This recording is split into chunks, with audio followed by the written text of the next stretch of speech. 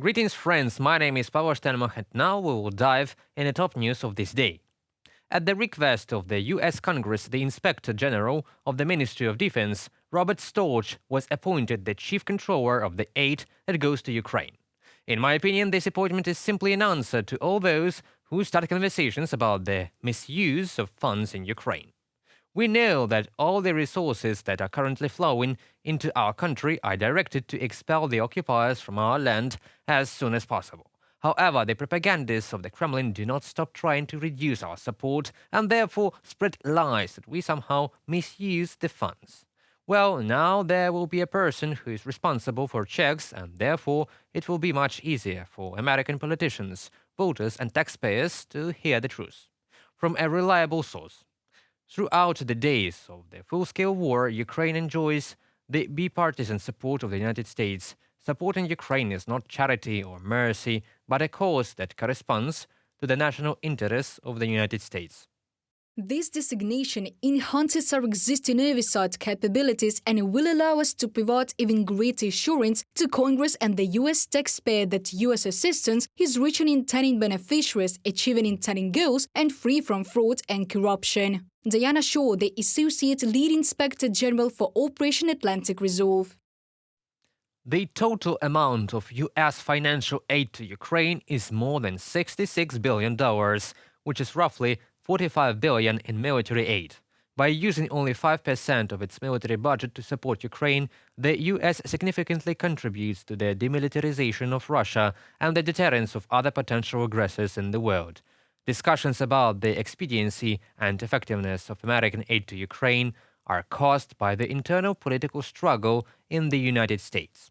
Ukraine is confident in the effectiveness of using the aid received and is ready to cooperate with Controller Storch.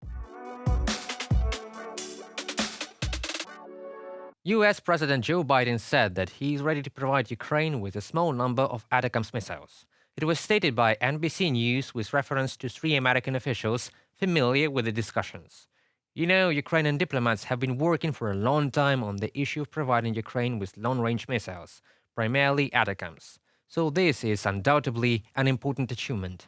ATACMS long-range missiles are very important for the further military campaign of Ukraine because the enemy has moved his command posts, warehouses, and other targets to the rear to a distance that is unreachable for HIMARS missiles. Moreover, long-range missiles will further increase the distance from the warehouses to the front line, which will make the Russians' fighting even more difficult. Thanks to ATACMS, it will be possible to more effectively hit targets in occupied Crimea without endangering the pilots who carry Storm Shadow and Scalp missiles, entering the zone of damage of enemy air defense.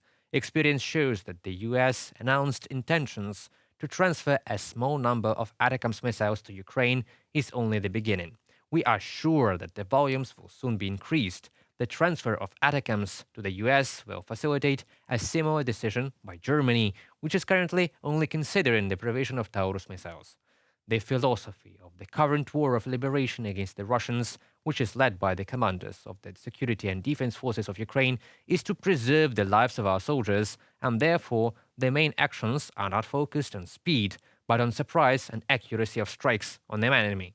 As was stated by the representative of the main Directorate of Intelligence of Ukraine, Vadim Skibitsky. He noted that the actions of the Ukrainian military on the battlefield are aimed at disabling the enemy, blocking supply routes, destroying weapons depots, winning counter-artillery battles, and destroying the enemy's means of reconnaissance and anti-air defense.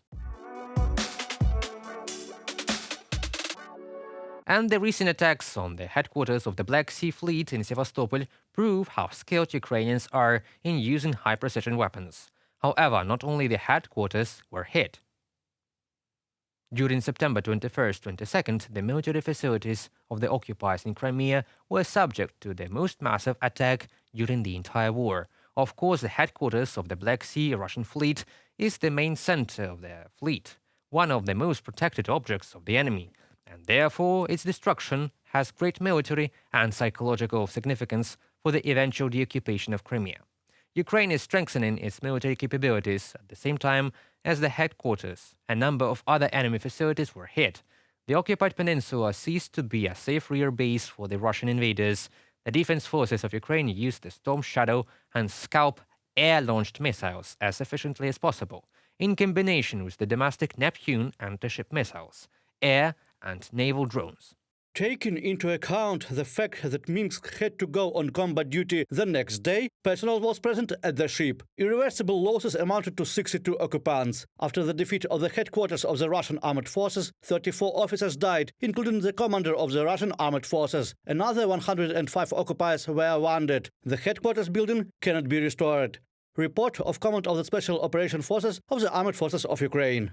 As you can see, high-precision strikes hit only military facilities of the Russian Federation. The reaction of local residents on social media shows that in Sevastopol they are also happy with the success of the armed forces of Ukraine and hope for a quick deoccupation.